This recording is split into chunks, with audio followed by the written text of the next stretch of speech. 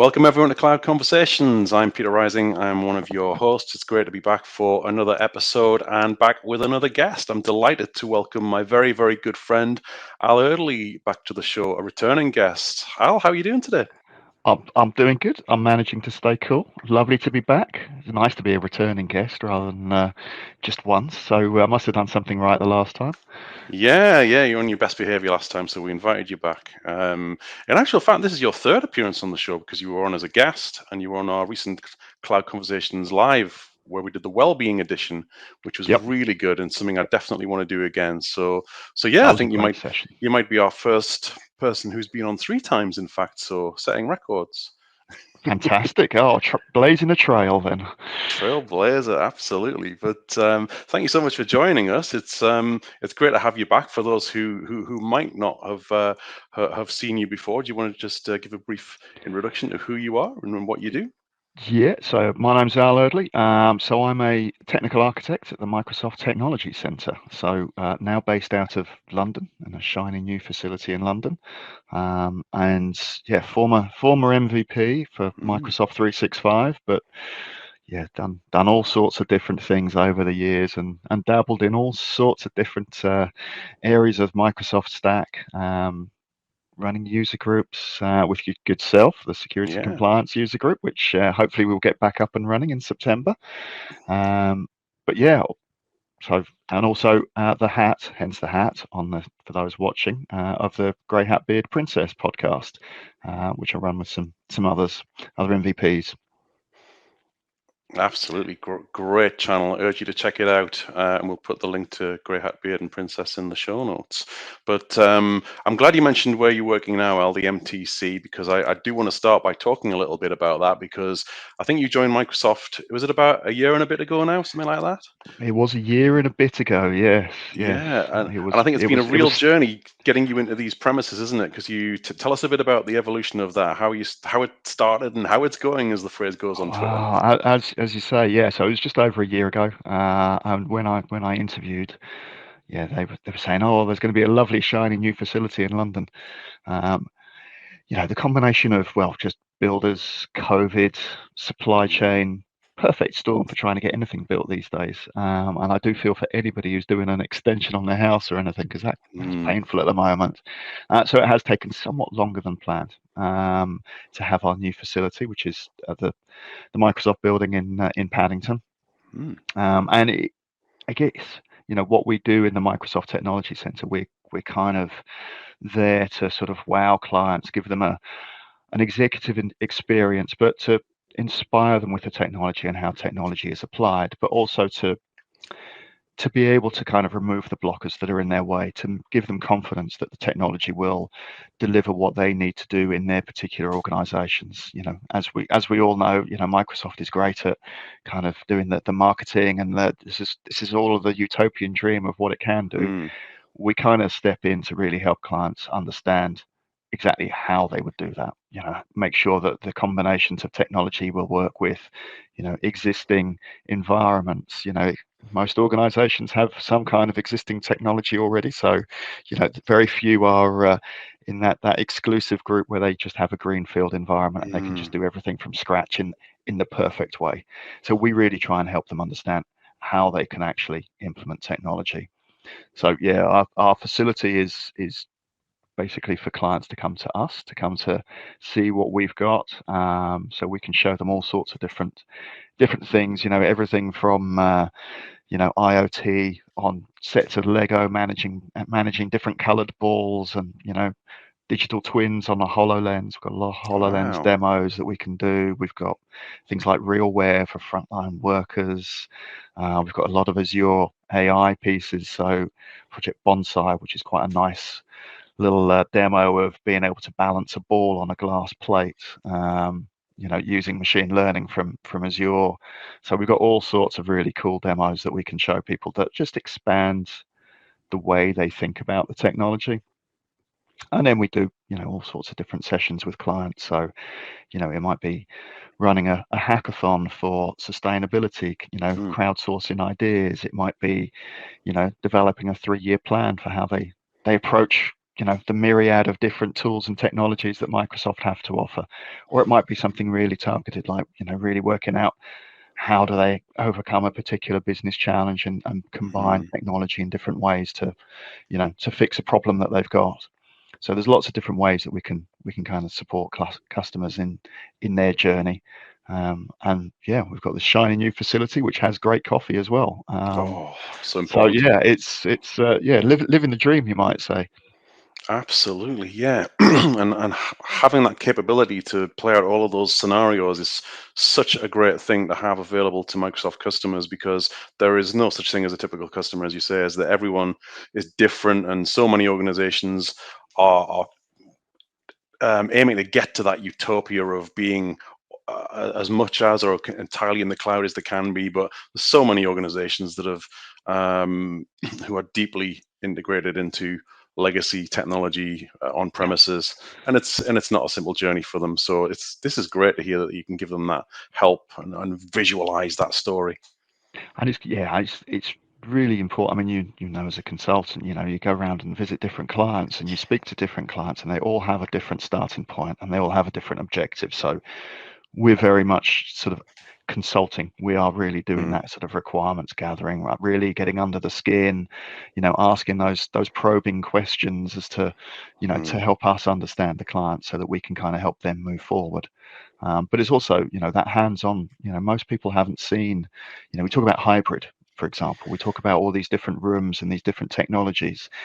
If you've never seen or experienced those technologies, then how do you mm, understand what the benefits could be? So it's really kind of bringing that to life, really trying to make sure that clients understand what it would feel like to be using the technology.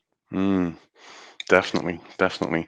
Don't happen to have any spare Surface Hubs kicking around, do you? I've got a Surface Hub sort of space on this wall here in my in Do my you? Do office. you? We do Yeah, have we yeah. do have a few. We do use Surface Hubs quite a lot to do things like design thinking. So when you think about sort of trying to work through priorities and objectives and success criteria, we use the hubs a lot to actually Mm, interact and get people, rather than break out rooms, they break out onto mm. hubs and actually use them. So we have a fair few. I'm not sure I can get any shipped to you though to put in your office. Oh, it's always worth a try. They look absolutely superb. Do you know, I've never actually seen one in action. I mean, I've seen them demoed on YouTube channels and the like, and they look superb. The whiteboarding is just so cool. And this is it. It's, a lot of people have seen them, but very few have used them and used Mm, them to their full capability, which is where, we really see, being able to kind of get hands on with them. mm, With clients just kind of, the thing we often hear about, oh, they're a very expensive screen. It's like, well, they're not mm. actually a screen. They're far more than that. Oh yeah. So it's being able to really kind of bring that to life. But hey, we'll have to get you down and get you into the facility and have a look around at some Definitely. point. Definitely. We've talked about this offline, haven't we? The next time I'm in London, and if the Absolutely. stars all align, we will definitely set that up. But so how do the customers get to you? How do you find them and they find you for this experience? What's the process there? So they basically come through the account team. So they need to have, the Mm, account teams will submit a request to us. So if a client is interested in doing one of our sessions, then we usually have the account teams reach out to us. We have a whole, there's a whole process that we go through, but mm, basically, so long as they come through the account teams, then we can talk to them and understand whether it's right for us to do something for them, and mm, whether we can support them in terms of what they want to get out of it. Um, so yeah, it's one of those processes that we kind of evangelize it within Microsoft, within the mm, UK organization. We're here to support the whole of the UK organization.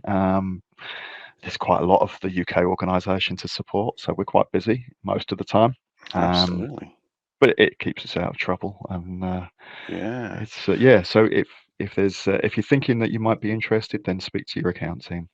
Awesome advice. Fantastic. And you've got a hell of a team emerging there as well, haven't you? Because our good mutual friend Ali Turnbull has recently joined you, hasn't she, as well? She has indeed. So we are a small group. So we are probably one of the few places in Microsoft that are truly cross-functional in terms Mm, of, we can bring our consulting experience to bear across multiple different areas of technology. So mm, we can also bring that to bear through multiple architects. So we're a very small team. We're not a large team. So we have, we can cover app dev, we can cover a bit of Power Platform, security and compliance, which is, Mm. Ali's area, Yeah. modern work, frontline workers, a bit of data and AI, and we're currently hiring as well. So it's one of those areas that we aim to have of quite a small but experienced team where we can bring any Mm. combination of technologies together, Mm. and actually bring it to life for clients and understand, the we can all demonstrate our war wounds from actually implementing technology Oh and yes. actually, you know, what you have to do to actually make it work for organizations, whether that's, how you plan for it, how you deliver it, how you look at the adoption, how you look at reskilling teams to, to bring them up to speed with new technologies. All of those are areas that we can advise on. Fantastic. And what about some of the cutting edge technologies that you mentioned? How deeply involved do you get in terms of customer discussions with things like the AI stuff and IoT, that side of things? Is that getting quite well a lot of traction? It's getting a lot of traction, and I think this is where, whilst we're a small team, we can rely on the rest of Microsoft as well to kind of bring deeper expertise where we need it. So, Mm, nobody can be an expert in everything. I think, mm, it's true. important that we recognise that. Yep. But we can lean on other areas of Microsoft. So, we can lean on the product groups, we can lean on, the teams that are actually delivering some of this as well. So we can lean on anywhere in Microsoft to kind of bring expertise in when we need it. So we do get, a lot around the IoT side of things. We've worked with designing factories from the ground up. Mm, Okay, we've got a process, we're going to build, they can organize the building of the factory and the processes, but how do we manage it? How do we monitor it? mm, How do we, make sure that we've got the insights that we need? We've looked at how drones can be used to monitor floods or the environment. We've looked at how HoloLens can be used in different scenarios for, mm, supporting people learning and supporting people actually out in the field, actually doing things where they need to actually get that expertise remotely. So there's all sorts of different scenarios that we can bring to life. But when it comes to the technical detail and finding other people with different war wounds, we can go off and find that within Microsoft. yeah, there's always somebody who's got the battle scars, isn't there? Oh, Without a doubt. absolutely. Yeah. And that's what gives us our wisdom. Most of this technology is so new, that you can't say that you've been working with it for 10 years. You can say that you've been working with its predecessors, Oh yes. um, but you have the experience of, you know, planning, delivering, consulting. Those are some of the really Mm. crucial skills that are transferable and they have longevity in them. Definitely. IoT is something that interests me greatly. I mean, especially as you say in industry, manufacturing, I think that's where it's going to fit in very, very nicely in warehousing environments where you've got um, laser guns to pick things and that sort of thing. I I mean, all of this is stuff, that's why we use, a lot of the partners that give us demos Mm, have used Lego to build out a motorized process. But then, mm, if you think about IoT and manufacturing, it's okay, we've already got the manufacturing gear, the tools and the processes. mm, How do we then actually add stuff onto it? So Lego's a great way to kind of go, something that's basically fundamentally dumb. We can make it mm. do something, but then how do we actually augment it with putting Yeah. other sensors into it and being able to actually monitor it and cameras and all sorts of stuff like that? So it's a really Fantastic. interesting area to discuss, what those opportunities are. And then you kind of bring HoloLens and digital twins into it and go, and now you can visualize this in a completely different way as well. Yeah, it's transformational to how those combinations of technology can turn something that's fundamentally just a dumb piece of kit that's doing whatever it does but doing it well into something where you can visualize it, monitor it, Oh, report on it, and get so true. so much more information out of it.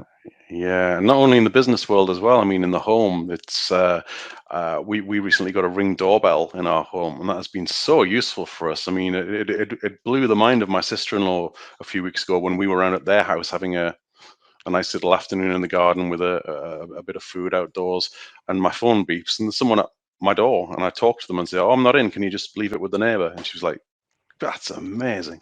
Yeah. So things like that. But yesterday, our refrigerator broke down, and I nipped to Argos to get just a little mini one just to tide us over until we get it fixed.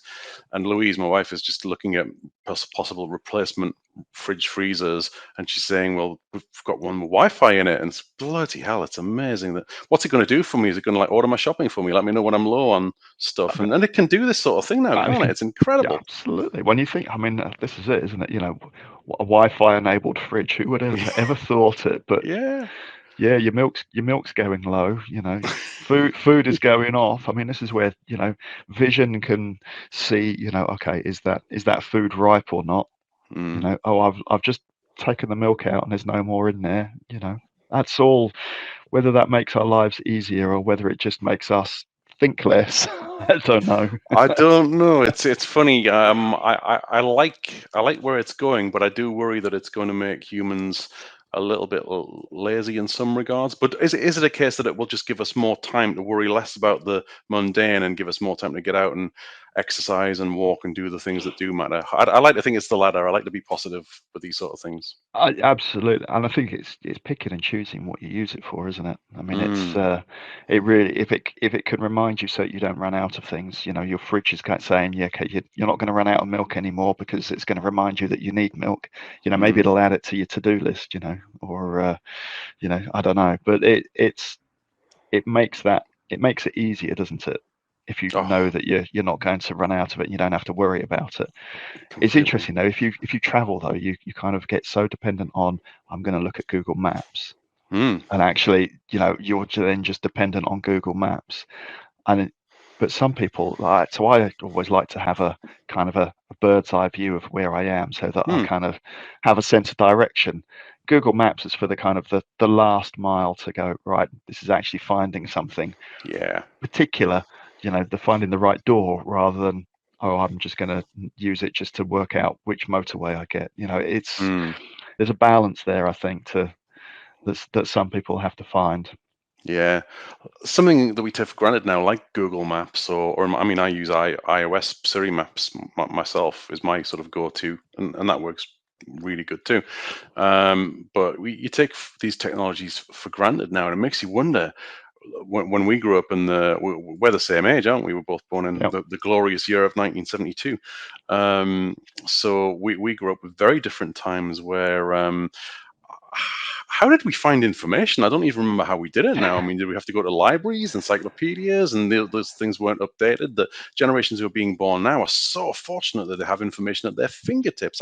I don't know how we survived looking back on Yeah, it. it was libraries though, wasn't it? But that navigation, I've still got a London A to Z, Yeah. where it would be, right, okay, look it up, and the half the book was just an index of where the streets were, Mm, and the other half was the maps to go, right, okay, but you didn't have any route finding. You had to work out the route yourself, or mm, go and pick up a bus timetable and try and work out where the buses go, and what the map is for where they go and things. And it's things like things like the tube map in London, and you oh, kind I of love go, the tube. oh, actually, yeah, that really worked really well. And most people still use that to work out where they're going. They don't Yeah. necessarily use the TFL planner for that. But Mm, as you say, it was a very different time. You set out on your journey, yeah. and that was it. You were kind of committed then to whatever you'd written down or memorized, or Yeah. however you were going to get your atlas out as you go.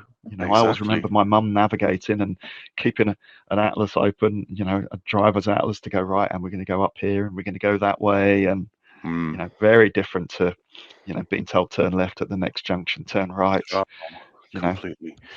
But when I go to London now, I mean, which I used to do a lot before COVID, I got to know my way around London very well. Some of the regular routes I would go to, but I would get there sometimes and have to go on a tube line that I wasn't familiar with and know where I was going. Obviously, for a new customer, I just get my iPhone out, fire up Siri, and it would say, and then it would transfer to my Apple Watch as well. yep. And it was like board the Victoria line, headed southbound, and stay on for 6 stations, then change to the Bakerloo line, and it's mind-blowing, absolutely Yeah, mind-blowing how easy it is. It's so cool, and it's on your watch. It's so discreet as well, because I always feel a bit of a, a, a tourist in London to this day. Still, like maps on my phone. I'm like, hello, I'm a tourist. yeah. Mug me, Holding the sort of phone thing. up and kind of going looking around has replaced the Yeah, big yeah, yeah. camera around the neck, hasn't it? Yeah, Exactly. yeah. But the watch is so discreet that you can sort of just slide across to the next instruction, and it's so easy to do. So easy to do. But But it's nice that it works wherever you go in the it world as really well, rather does. than having to buy a different guidebook for every Oh, so city or true. every place that you go to. So true. I was in WH Smith's the other day. I had to go to get some new glasses, and just while I was waiting for my appointment, I walked into WH Smith's, which was just like a news agent type shop for those not from the UK who might not know that brand. And they've still got plenty of that sort of thing in stock. There's still like aisles of maps and atlases from all around the world. So there's obviously still I people think who I need think those things. there's a visual. I mean, every time I go on holiday, I buy an OS. If it's in the UK, I buy an OS map for the location so that I can Mm, have a look around and see what's interesting and where you can walk and stuff like that. And I think for me, visually, mm, that's how I like to have that visual sort of point where I mm, can go. I know I'm here. I kind of know what's north, south. I know kind of the general feel, because then I can just yeah. have a wander around and explore and kind of still kind of have my bearings. So it's I think there's still a lot of people who have that kind of that that need to kind of just go off and wander around rather than Mm, actually, oh, I'm going to rely on Google for everything. I might not know mm. where I want to go. And if you don't know where you want to go, then all you need to know is how to get home from wherever you've ended up. Yeah, that is true. That's so true. Back to the MTC very briefly. One more point on that before we move on is you, like myself, are very passionate about well-being and work-life balance. You've talked a lot about that in the sessions that you've delivered in the community. How is that for you in your role? How often do you find yourself physically in the office compared to working from home? And do you feel the balance is right for you at the minute? And what's your commute like? Oh, interesting question, because I think I've gone from before I joined Microsoft, working for a consultancy that was distributed around the country and only going Mm, to the office because it was conveniently located for me when mm, I wanted to kind of socialize, other than that being working at home or working on client sites, to working at Microsoft where we actually have a dedicated facility. So it is basically, if we're running an engagement, we will have clients coming in. So it's mm, into London. And for me, that's not so bad. I have a walk to the station. So I've been very good so far, although for the last 2 months, I don't think it's rained at all. So I've yet to get wet on my commute. Um, but I walk to the station, 25-minute train, and then walk across London to the office. So it's mm, just over an hour for me to get there. I actually quite like it. I quite like mm. the commute. It gives me a bit of exercise. It gives me a Yep. chance to listen to an audio book on the way to the station, then listen to some Mm, music. So, and I quite like that. I find that it covers it allows me to carry on learning and developing, and it's kind of a nice way to start the day, and it's a nice way to end the day as well. So mm, far, it's not been busy enough that I haven't got a seat, so I'm all right with mm, that. But I'm in the office, depending what I need to do, 2 to 3 days a week. I'll be delivering engagements for clients. I mm, might be in to set up demos and to basically update demos, etc. Basically, make sure everything's working. Try and work out new ways to use the tools that we've got. So I'm in probably 3 days a week at the moment, yeah. and that means that those other 2 days I'm at home doing all the Teams calls. I don't like to Yeah. go in and do Teams calls. That kind of defeats the point. There's no point spending the money and going in if I'm only going to be on Teams calls. So I go in for a particular purpose, which is usually I'm doing something hands-on, or I'm meeting people, talking to people, not going Mm, in just for Teams calls. So that balance is working. I quite like it. It works mm, well for me. I'm no longer driving around the country. Haven't done that for quite a while now. mm. Pandemic and things, and then just not driving around. I don't miss driving. I would always prefer to get the No, train than I agree. to drive. I feel like driving is much more of a waste of time because Yeah. I don't find I can listen to audiobooks when I'm driving because I tend to concentrate a bit more. I probably need to concentrate on the driving. So for me, actually, I like it. It's a good balance at the moment. That sounds awesome. I agree completely. That balance is perfect to me. Sort of 2 to 3 days a week. I think that's exactly right. And yeah, who wants to go in to do Teams meetings? As you say, it defeats the object. But I agree with you completely about the train journeys as well. I used to drive up and down the country as well, pre-COVID. Actually, a couple of years before COVID, I kind of got out of the habit before that, even a couple of years before COVID, in that I tired of driving for very similar reasons. I found that I needed to concentrate. I found when I went on the train, I could either get some work done on the train, or I could watch something on the train on Netflix or Mhm. whatever, and pass the journey in a relaxed way. I was getting tired. Anything over 2 hours, I was thinking, oh, this is just Yeah, pointless. I was getting tired, having to stop for rest breaks, going to the toilet, and it's just so much easier on the train. Sometimes it'll take you longer, but I don't mind that because I you find feel, it far yeah, more you feel like more relaxing. productive. Yeah. Yeah, exactly. But no, I wouldn't want to. I wouldn't want to go back to driving, and that is reflected in the fact that our latest car that we got, our family car, we got it in January 2020, just before COVID started, and it's due to go back. It's a lease car. It's due to go back January next year, 2023, and I think it's only done something like 5,000 miles, which is Wow. incredible.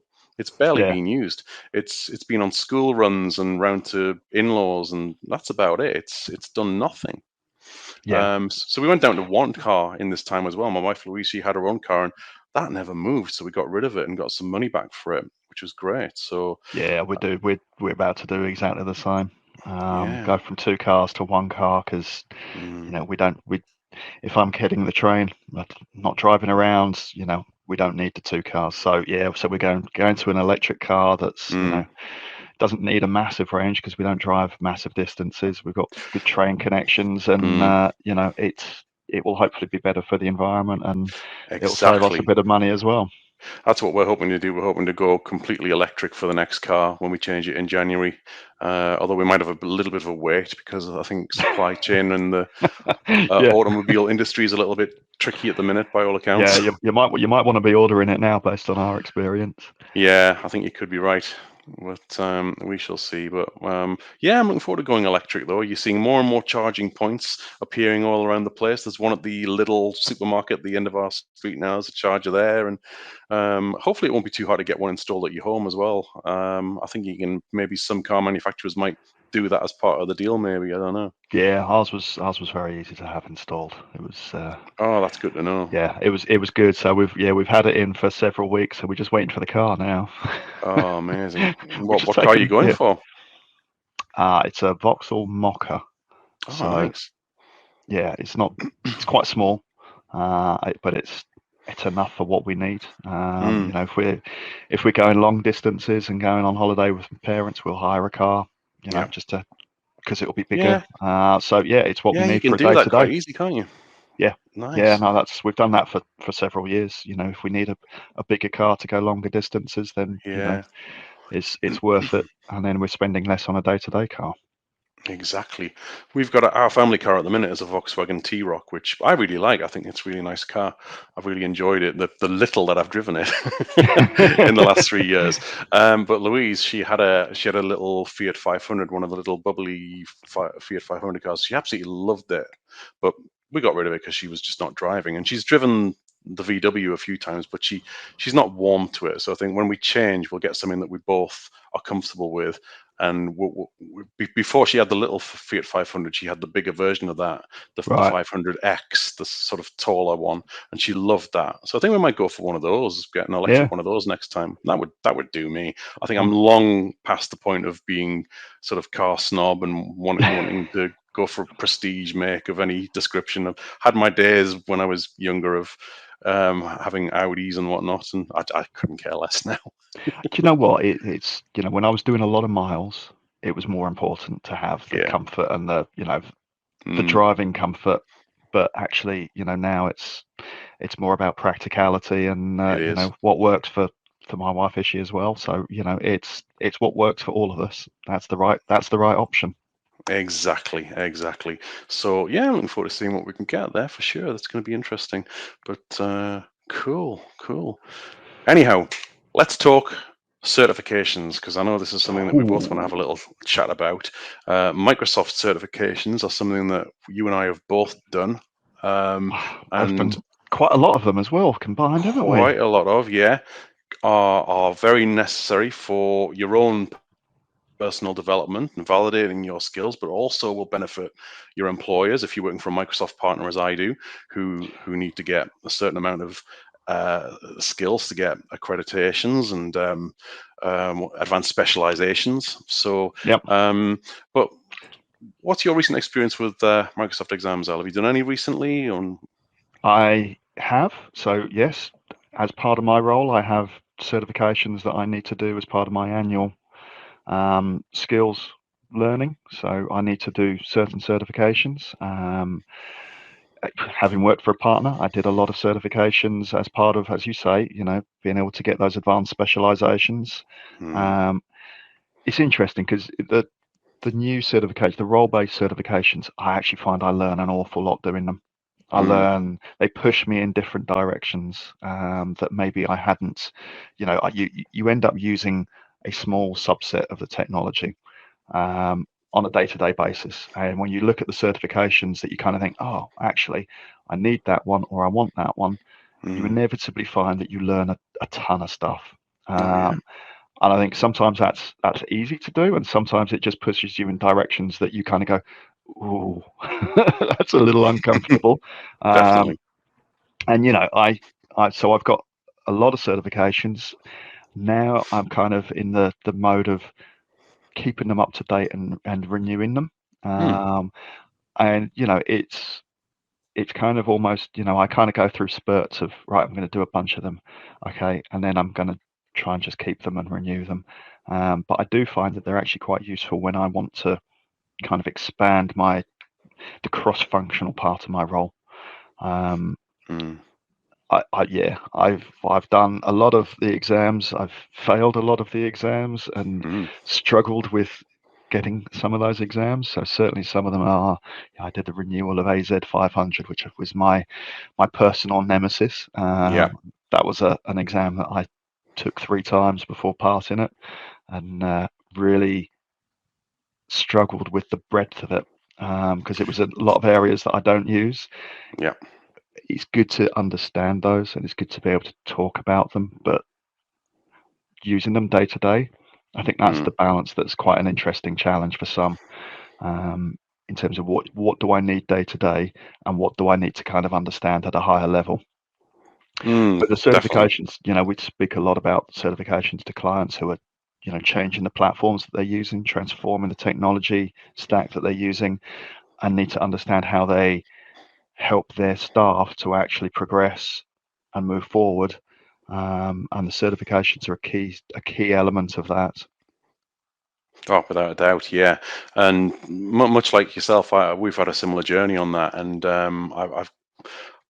I did about seven in the year 2019. I went crazy for certifications, and I got a bunch of them. Having never really done them before, I was sort of late to the party with Microsoft exams. I never really wanted to do them, but then I got a taste for them and thought, oh, I quite like this. And I'm learning stuff, and I'm helping my employer, and it's helping me validate my skills. So I got the bug for it, as you do. And the ones that were necessary for sort of my area of my little corner of Microsoft 365 were things like MS 100, MS 101, MS 500, the security path, and obviously the MS 700 for Teams administration. Very, very important to know because that ties into heavily to the security aspects of things. I recently renewed my MS 700, the Teams administration one, and the questions in there were very, very heavily security and compliance focused, actually, Yeah, which was interesting. But like you, I did AZ 500, which is the Azure security administration on the Azure side rather than the M365 side. And I think I got very, very lucky because I managed to pass that one first time, which I was staggered at. I got a passing score for any Microsoft exam, for those who don't know, is 700, 700 points. And I got 708 for that one. I could not believe I'd passed. oh, Um, it's The thing about the points is the result is you either pass or fail, don't you? You do, It's as you simple as do. that. Whether it's 701 or whether it's 999, Mm. it's a pass. Is a pass. Oh, completely, completely. I mean, a friend of mine failed an exam once, and he's somebody who's passed a ton of exams. He could do them for breakfast, but like we all failed them, and he failed on 699 once, 1 point off. That's the margin. Oh, And I say I passed AZ 500 on 708 points.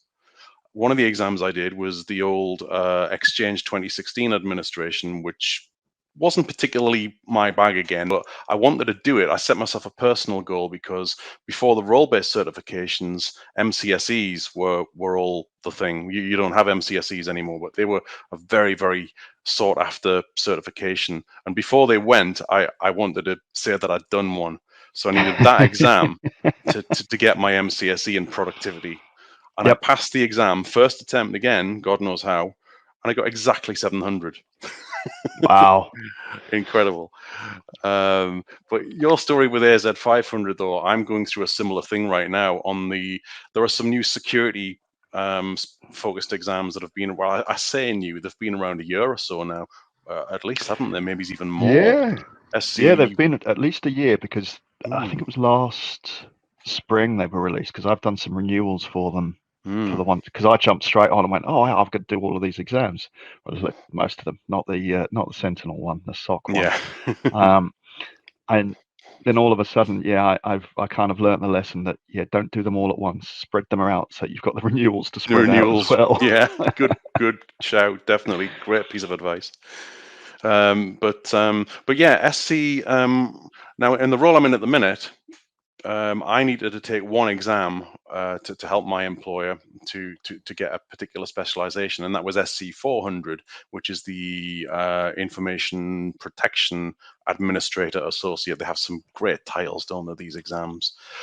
And that was right up my street. Anyone who knows me well enough knows that anything sort of compliance in Microsoft 365, I absolutely love. So I was very fortunate. I was right up my street. I loved the questions. Yes, I'm loving this. And I got a score of 822, which I thought I was really happy with. Really enjoyed doing the exam. But I set myself another challenge of because cybersecurity is the big sort of one of the big buzz phrases that goes around at the minute, even in the Microsoft world, because when I think of cybersecurity, I think of a totally different thing, really. I think of pure cybersecurity people are, I think they're much, much cleverer than me. I'm in a little sort of pigeonhole of in the Microsoft world. So but but but in my role, we talk about Microsoft cybersecurity, and they have this accreditation now. If you do a certain number of exams, AZ 500 is one of them that you can take on this path. And then you do this one called SC 100, which is the Microsoft Cyber Security Expert Administrator, something like that. It's one of the expert certs. You get the 3-star certs if you do it. And I thought, I like the sound of that title. That's going to be a really good goal to set myself. And I went into it a little bit blasé, if you like, thinking, I'm just going to try this. I'm going to throw some mud at the wall and see if it's what sticks. What do I know here? I was very, very shocked. I mean, I did a little bit of prep for what's in the outline and thought this is going to be a nice sort of mix of M365 and Azure topics in the exam. When I got into it, I found that it was very, very, very heavily weighted on the Azure side, which is not my bag at all. I was getting questions about Azure Arc, about Bastion, about application gateways and VNets and that sort of thing. And whoa, way out of my comfort zone. And I got to the end and I didn't pass the exam, obviously, and I got a very, very surprisingly pleasing score of 588, which I thought, considering how lacking I was on the Azure side, I thought that's pretty good. I'm okay here. I can come back to this and give it another go. I have since given it another go. I did it a couple of days ago as we record this, and I failed again. So two attempts, two fails.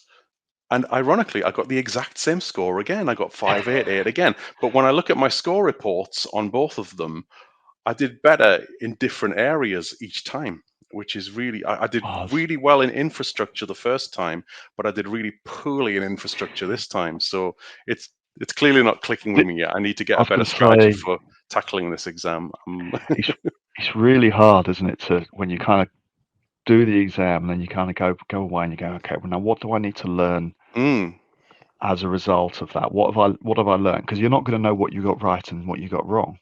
And that's it's kind of true. like, I always kind of go away and go, all right, so some of those things I know that I got right, and some of them I have no idea whether I got right or wrong.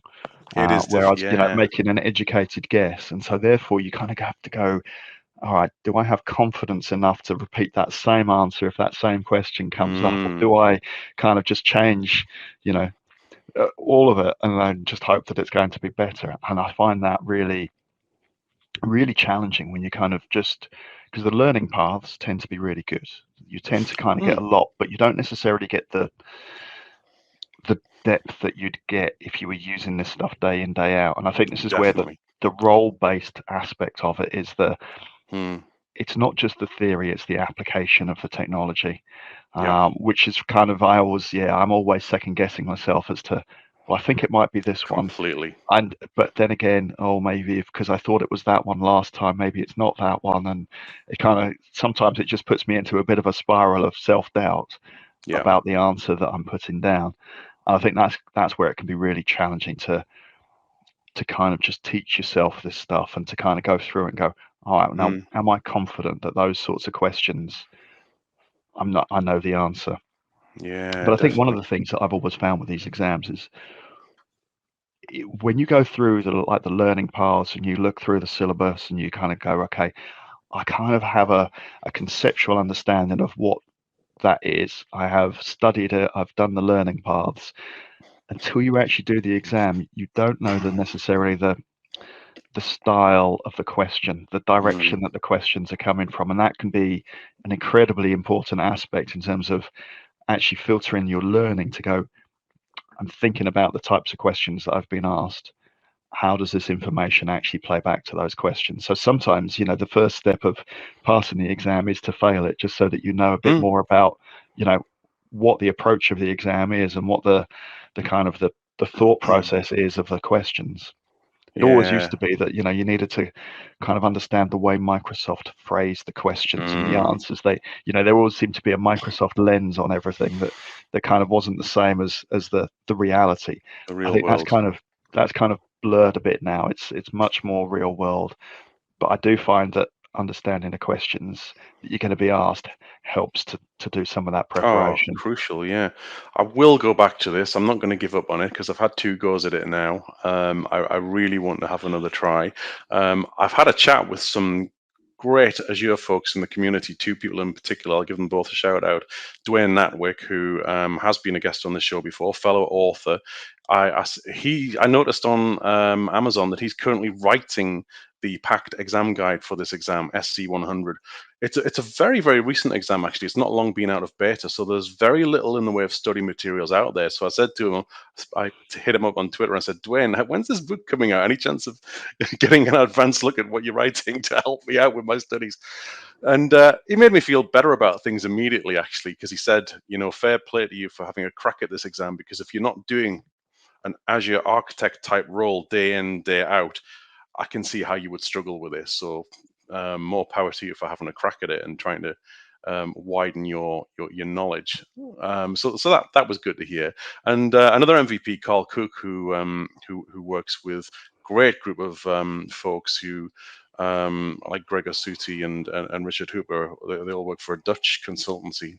I was chatting with him and he was saying, let's just spend a bit of time together and I can walk you through some of these technologies and help you understand them better. So it just brings out it reminds you how great this community is, isn't it? That people are always sort of willing to help and encourage you. And what I definitely wanted to do though, and I did a post on LinkedIn, um, and I openly shared the fact that I hadn't passed this exam because I'm very, very on a well-being subject again, which is very, very important to me. I want everyone shares their badges. It's the done thing. When you pass an exam, you get your Credly badge. View my verified achievement on Microsoft. and it's a great thing, and everyone's like, yeah, congratulations, well done, that's a tough exam. But for each of those passes that you see, there's an equal amount of failures that happen as well, and that can be very, very upsetting when that happens Yeah, to you. You might think, oh, I'm not good enough, I'm not as good as these other folks, my peers or my would-be peers. But everyone fails these exams at some point, absolutely. and I think Yeah, it's important to share that experience. yeah. I failing these exams is part of the learning. It's Mm, part of it. None of us know this stuff. None of us could just rock up and go, okay, we're just going to take an exam on a subject that we haven't actually put some effort into learning. Whether that's mm, our day job, or whether that's spending time going through and actually going through the learning paths, and mm. trying things out, testing things, learning hands on. Everybody has a different way of learning as well, and that's something Oh, that completely. is always.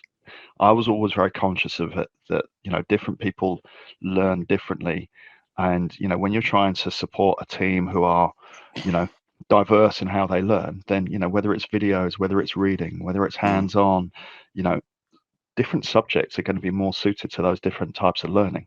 Something like security is very hard to learn hands-on, yeah. unless you're actually in that role and actually experiencing it from a production environment, because test environments, you can configure things, you can test them a bit, but you're not necessarily getting that real sort of No. the war wounds of it. Mm, Whereas actually some things you can kind of watch a video and go, oh yeah, I understand that. And things mm, like the Power Platform, you can actually go out and test it and do it yourself. So it's important to recognize that some of these exams are much easier mm. to test yourself in terms of actually practicing, and some are going to be much harder if you're not doing them day in, day out. Yeah, I mean, the content in SC 100, it would take a lot of time and effort and money to stand up some of the technologies that you have to learn, all these Azure VNets and application gateways and firewalls and that sort of thing. You're going to have to spend a bit of money on that in places, aren't you, Yeah, to get that in place? It's no mean feat. So yeah. Um, I, I'm not going to lie, I was a bit disheartened that I didn't pass it the second time. I thought I was ready for another go, but I'm going to regroup and hope for third time lucky. Not sure when I'll do it again next. I'm going to spend a bit more time now, and talk to some of the Azure guys in the community and see what I can learn from them. And I think I'm sure you won't mind me revealing that you and I have both talked about maybe doing a bit of learning together to tackle it as well. You're hmm tempted to have a stab at it also, aren't you? it's going to take me quite a while to get up to the point where I'm comfortable with it. The syllabus is quite large, to say the least. It is very, very vast, isn't it? But Yeah, if we can learn together, and at the very least, if my thoughts on it are, even if I never pass it, which I'm determined that I will at some point, but even if I didn't, I'm going to learn a ton of stuff by trying. So that's yeah, a win-win. And I can take that into my daily conversations in my job, because whenever you're talking to customers, they only see an architect or a consultant or a practice lead in my case. They don't see a specific set of skills. They're going to ask you questions on what's relevant to them. yeah. And you can, and it's acceptable. It's important to point out that it is acceptable to say I don't know, but I know somebody who will.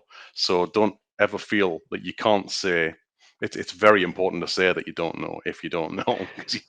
It's more important to say that you don't know Yeah. than to get. I mean, guessing or saying something that's not correct is Mm, much worse than saying that you don't know. And as you say, being able to say, I do know somebody who does know, I can find that information out for you, is vitally mm, important. So yeah, and whether that's somebody in your company or somebody going and asking the community and mm, reaching out to people, that's a valuable element that the community mm. will bring to Completely. everybody, be able to answer questions. It's a very, very giving community. We've got some absolute superstars in it, and I think we're very lucky to be part of it. I So completely agree with that. Community is brilliant. it really is, isn't it? But awesome. We've covered a lot of ground here. As we start to wind things up, anything else you want to talk about, either work life or what's going on in your home life and hobby life at the minute? Are you doing anything exciting? Anything you're passionate about that you want to share? No, just trying to get out and do archery as often as possible. Yeah, hence the archery That's hat that you're wearing today. yeah, absolutely. Yeah, that's the way I relax. It's a lovely way to get out and Yeah. get away from technology, go to the Mm, woods, focus on something else. It's just that right amount of focus to distract you from everything else. So it's a great way to actually relax. So, yeah, yep, definitely. this afternoon I will be sticking flights to arrows and then hopefully go out and, if it cools down a bit, and shoot some arrows later on. Sounds absolutely ideal. Fantastic. Well, let's wrap this one up. Let's put this episode of Cloud Conversations to bed. Before we go, actually, we must briefly mention our user group, the Security and Compliance user group that you and I run with our good friend Rue Campbell. Hmm. As things stand, we are on a bit of a summer break with that, but we are looking to bring it back as we head into sort of September, October, aren't we? And we may even look to do one in person. We've talked about as well, haven't we? We We've thought have. about doing that. Maybe it's in London. Yep. So look out for that. We will sort of become a bit more active on our Twitter for that again soon. And if you want to submit a session for us, please do. We'll put the link to the session eyes in here as well, along with the link to Al's amazing podcast with Grey Hat Beard and Princess. So and all the links that you can find Al on various social media as well. So thank you, Al, for joining. And also Uh, one last one. We're go for it. also both going to be down at South Coast Summit We in are indeed. October, and there Yeah. is a security compliance identity pre-con on the Friday. Mm. So although you're not going to be there on the Friday, are you, Pete? I can't make the Friday. I'll be there at some point on the Friday, but I'll It, be traveling down on the Friday because northeast to Southampton's quite a trek for me. So it is. It is. but I'll be there at some point on the Friday, and I'm staying the Friday night and the Saturday night. So if you want to register for the Friday, then it's well worth it. We had very good feedback last year, and it's a full day of being able to learn around security compliance, almost a bit of a hackathon around security and compliance, and be able to have a go Absolutely. yourself. So Yeah, check that out. We'll put the link into the show notes, and certainly will. Amazing, fantastic. Well, thank you all for supporting the channel. As always, we really appreciate your support. Please do hit subscribe. It does help us to grow the channel and bring you more videos. We'll be back very, very soon. We're trying to bring you a variety of content at the moment. Stay true to our roots of having cloud conversations like this one. I think conversations is what we enjoy the most, but we've done a lot with demos recently. We're trying to bring you some more demo useful content and quick tips, that sort of thing, and some live shows as well on well-being. So we'll continue to bring you lots of different content. Please do follow us as well on Twitter at CloudCon365. And our YouTube channel is youtube.com/c/cloud conversations. So until next time, thank you so much. We'll see you down the road. Take care, all. Thanks, Al. Bye. Bye.